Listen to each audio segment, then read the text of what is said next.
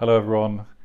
A brief update for you all, and hopefully a bit of an encouragement as well as we continue to make our way through these times, these troublesome times. I picked up something the other week about how to look at this kind of time in terms of a response, especially as you lead through these kind of times. And this person said you need to plan on a short-term level. So that's kind of 4 to 6 weeks that this guy said. It might actually at these times, as another friend of mine said, it might even be shorter than that. So you've got to plan for the short term, and that's all that we can do at the moment, because things are changing so fast, and some things aren't changing fast enough.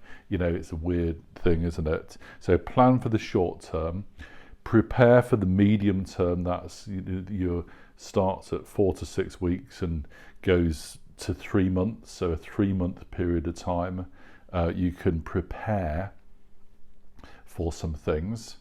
And of course that takes us a 3-month period, kind of very near to and around Christmas. And he said, and ponder or think about the long term, but you can't plan for the long term. You can only think about it. You can only ponder. And he talks about the long term being that kind of 3 months to 18 months kind of period of time. And that makes a lot of sense to me. We've got to work on the basis of short-term planning at the moment, and preparing for a medium term. And so as a network, that's what we're trying to do.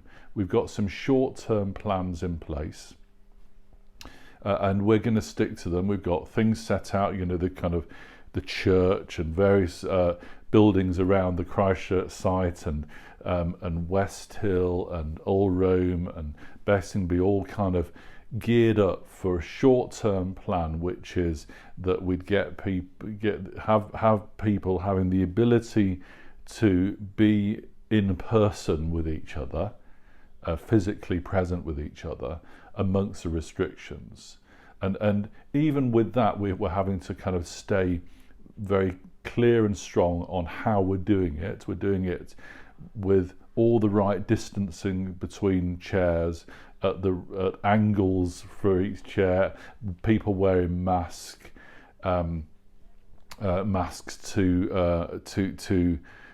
protect each other, hand sanitization, track and trace, all those kinds of things, and that's really all we can do. It's short term.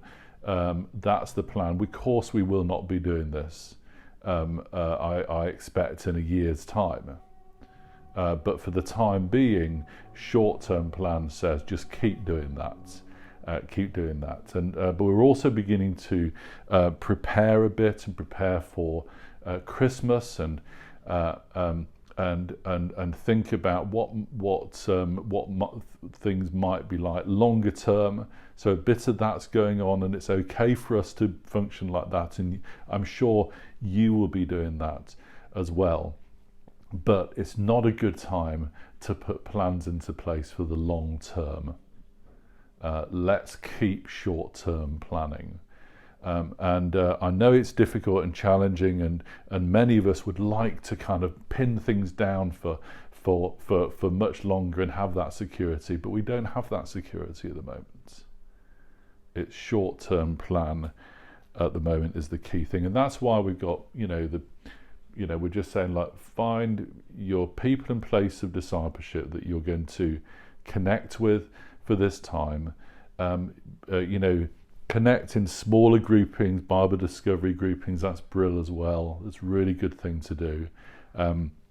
Connect in other ways. Pray together. Morning prayer on Zoom, community Zoom. Come into the live stream on a Sunday evening for the Sunday soak, or even come in person. There's still capacity in Christchurch for more people to gather, should you wish to. but just kind of, work with those kinds of things, and let's be patient with all this.